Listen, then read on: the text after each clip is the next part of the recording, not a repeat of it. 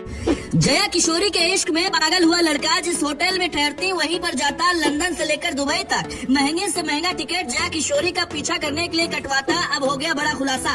जया किशोरी से बार बार मिलने के लिए कर दी सारी हदें पार, जिद करता पीछा करता इश्क कर बैठा जया किशोरी से। जया किशोरी ने भी लड़के को लेकर ले लिया बहुत बड़ा फैसला।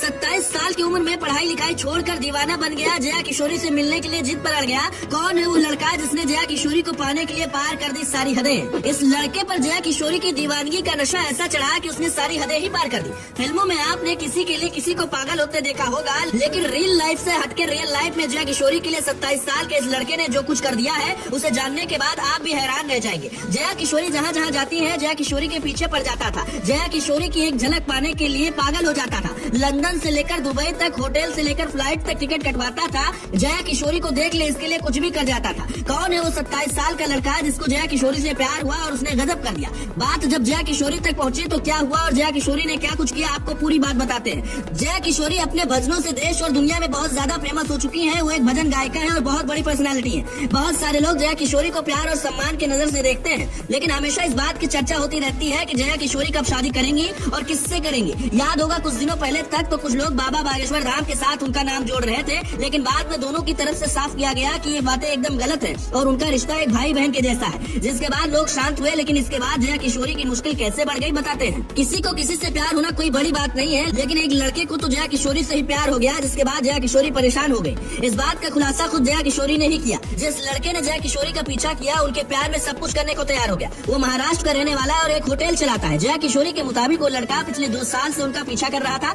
और छोटे से छोटे और बड़े से बड़े प्रोग्राम में शामिल होने के लिए कुछ भी करने को तैयार रहता था। जया किशोरी जिस होटल में रुकती थी वहाँ पर टिकट बुक करवा लेता था। फ्लाइट की टिकट भी करवाकर जया किशोरी के प्रोग्राम को देखने जाता था, ताकि जया किशोरी की एक झलक वो अपने आंखों के सामने देख सके। ये सब होता रहा और जया किशोरी की दीवानगी उसके सर पर चढ़ के बोलने लगी, जिसके बाद जया किशोरी इतनी ज्यादा परेशान हो गई कि उन्होंने इसकी शिकायत खाकी से की। फिर क्या था, खाकी ने बिना देरी किए दीपेश ठाकुर नाम के आरोपी को गिरफ्तार किया।